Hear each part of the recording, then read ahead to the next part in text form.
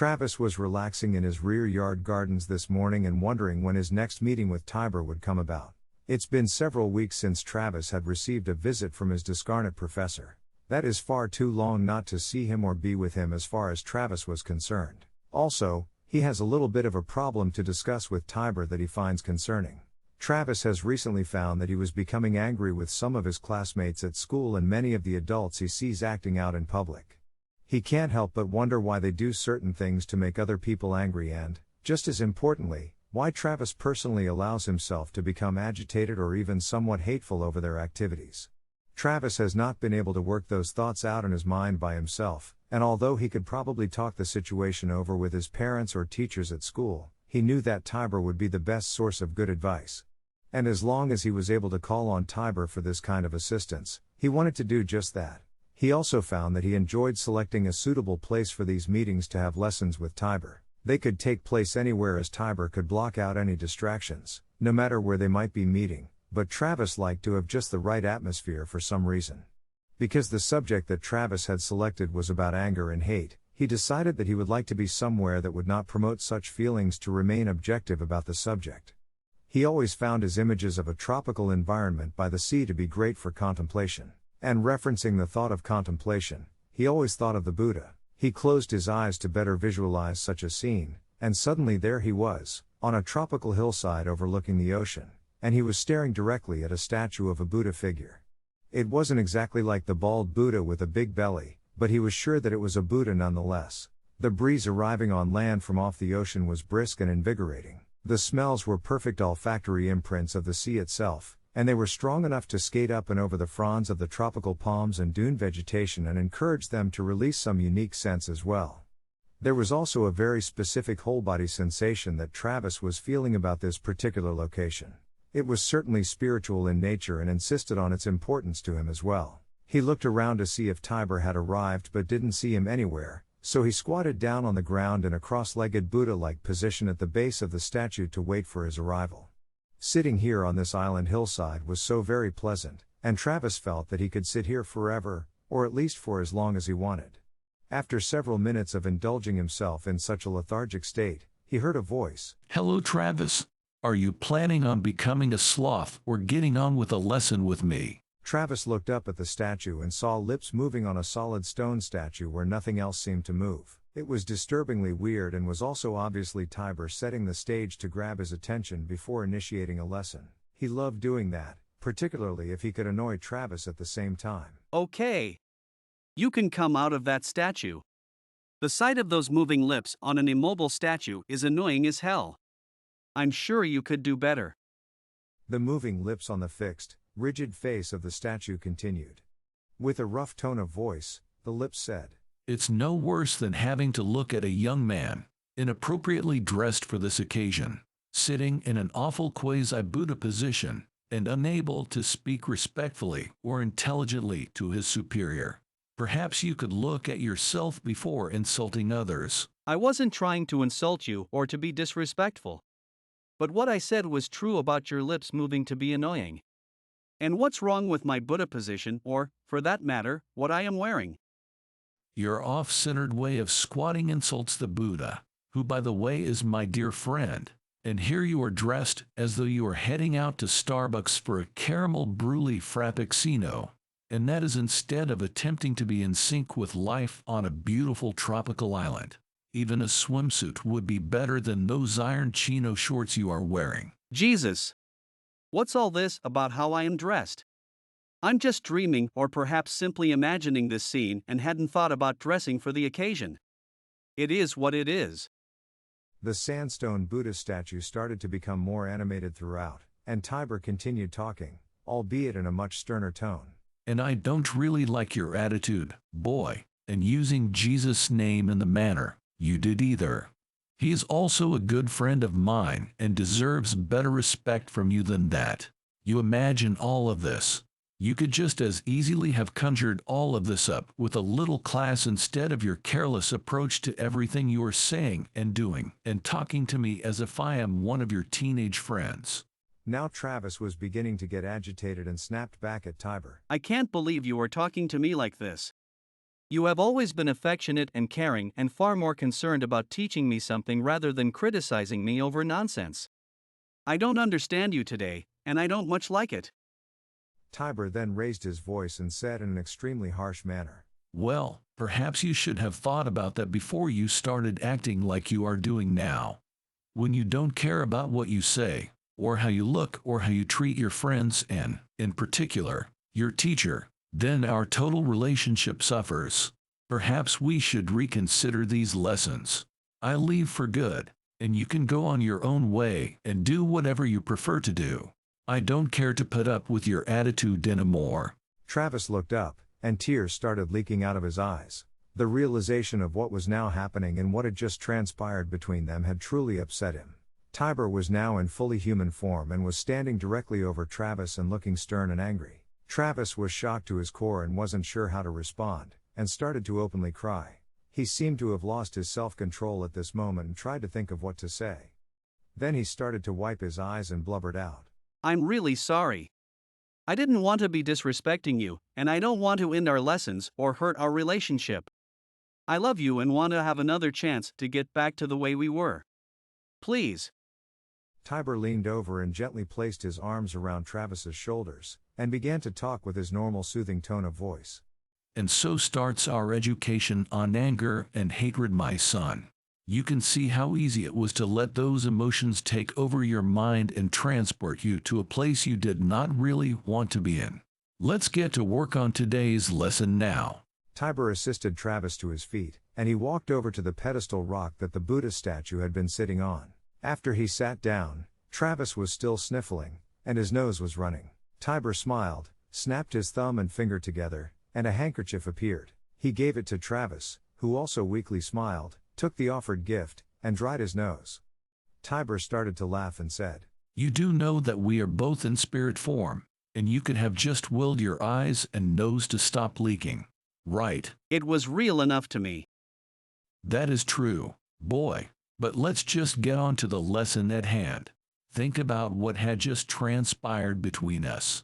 I would like you to tell me what had really happened to get you so upset and sad and angry, almost to the point of hatred. No. Never hatred. I could never hate you, no matter what had been said. But I must admit that I was really pissed off. That you were, and I was only goading you. If I had really been mad at you, the conflict would have become far more intrusive within your consciousness, and a defensive posture on your part would have been even more evident. We would both then escalate our aggressive modes and start to attack each other with gusto. It could get ugly then. It was ugly enough as it was. And I never want that to happen again. Well, it won't be originated from my actions. We are a bit more enlightened than you guys in this obstructed realm. But actually, we have been known to have our own dramas similar to fisticuffs in the transition realm, even if we don't actually have fists. I'd like to see that. And I bet you are good at spiritual fisticuffs. You better believe it, but let's get on with this lesson that wraps around anger and hate. In the obstructed realm such as the one you presently live in, anger is a natural and instinctive response necessary for various reasons and even for your survival on occasion. Anger serves as a valuable emotional warning system. An anger response can trigger an heated defensive reaction in the face of an attack of any kind and assists a person in helping bypass their normal passive nature if that is their particular attribute. But, like all physical and mental responses, its implementation needs to be constantly under your control. If you fall under the relentless tentacles of anger and hate, the damage to your soul can be awesome. Tiber hesitated for a few seconds, allowing Travis to register what was being said. He continued. We have discussed the ego in a past lesson, and anger is one of the major tools associated with the ego. The ego is an attribute near and dear to its host's sense of existence, while in the obstructed realms, the ego wants and needs to be respected and will react quite vigorously to any action on the part of others who intentionally or even accidentally demean or humiliate its host. The interesting thing here is that the host, which I remind you again, may not or should not actually care about the offense directed towards itself, but the ego almost always does. Remember, to be redundant, the host and your consciousness, being you and the ego, and being your attached attribute, are merged but still separate. It is up to you, the consciousness, to control the ego rather than the other way around. The ego, has a tendency to overstep its bounds and drag its often unwilling host into an arena where it should not go. Again, Tiber hesitated for a few seconds and then continued when Travis didn't have any questions. It is always difficult to explain to my students that your body is in actuality defined as a host that is shared by other attributes as it progresses through life experiences. Your automobile seems to move along the roadways on its own. It is actually directed and guided by many factors. The dominant factor here is your consciousness, which has determined that the host it resides in should get into the vehicle, start the engine, and direct the car towards a predetermined destination. Any number of malfunctions may happen during the automobile's trip. It is up to the host, guided by its consciousness, to react and correct those malfunctions, such as providing fuel, fixing a tire, and many other functions. The same sort of thing goes on with your host body.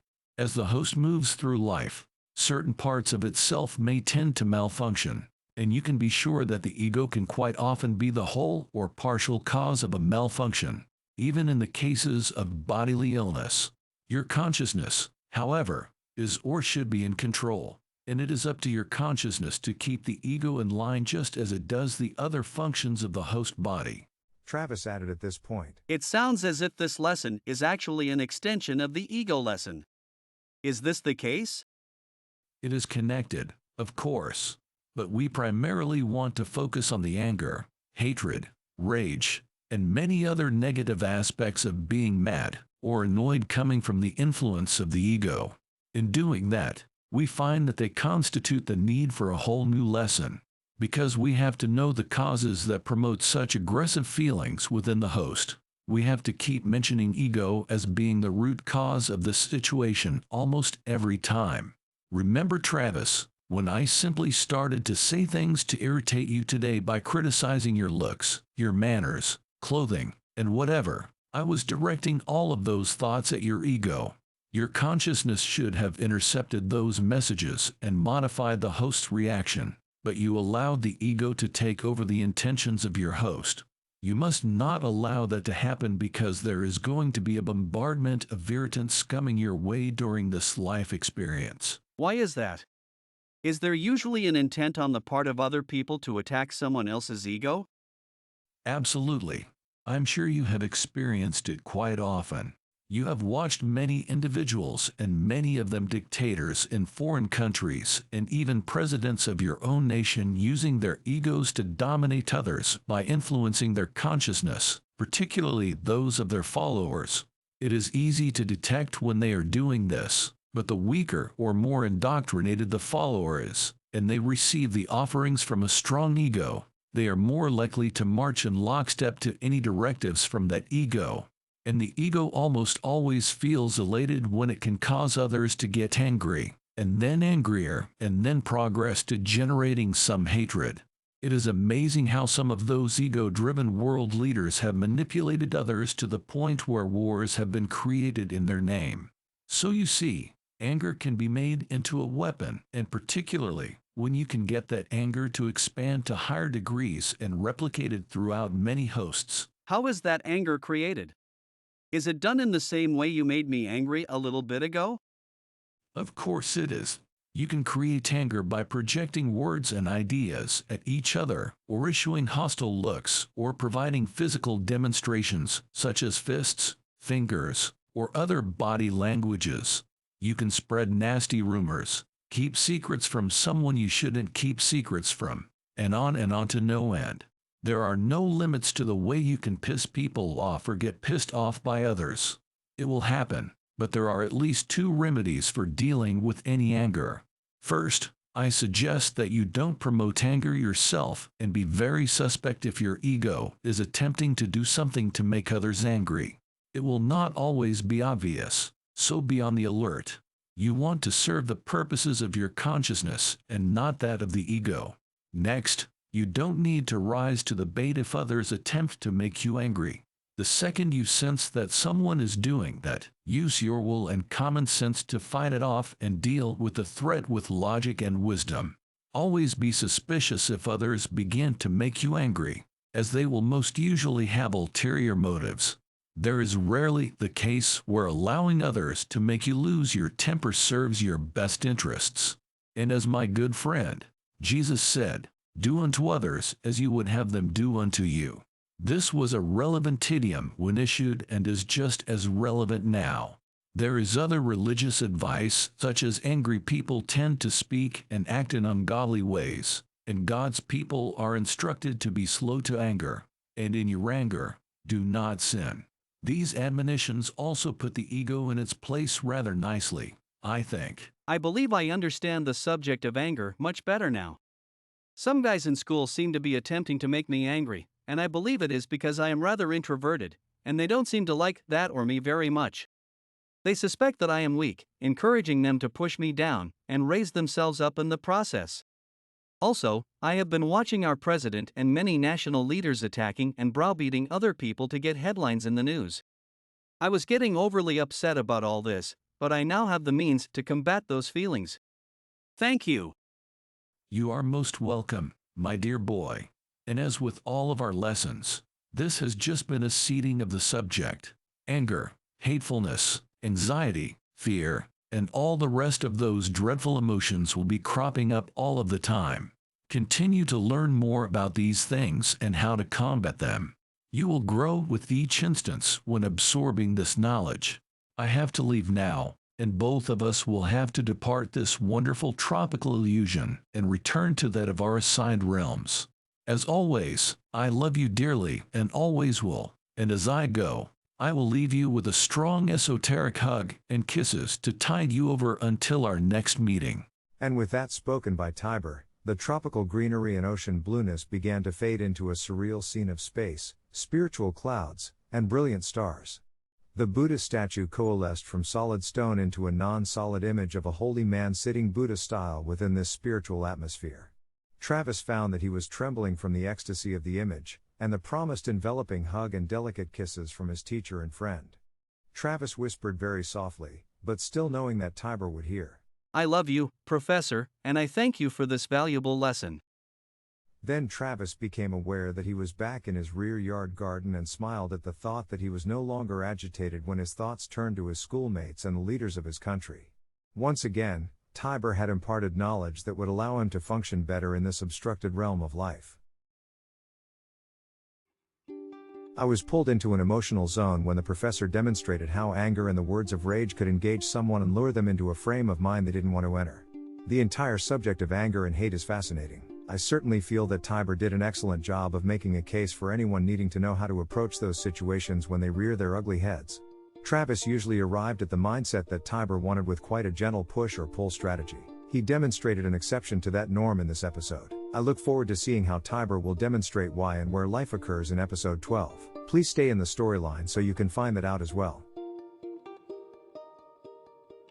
Please visit our website, theemeraldcrystal.com, to see, read, or hear more of our literary offerings. You might purchase our spiritual thriller novels, Quest for the Emerald Crystal Book No. 1, Spiritual Warriors in the Bahamas, or Quest for the Emerald Crystal Book No. 2, Spiritual Warriors in Belize, and Quest for the Emerald Crystal Book No. 3, Spiritual Warriors in the Caribbean, within the website or on Amazon.com.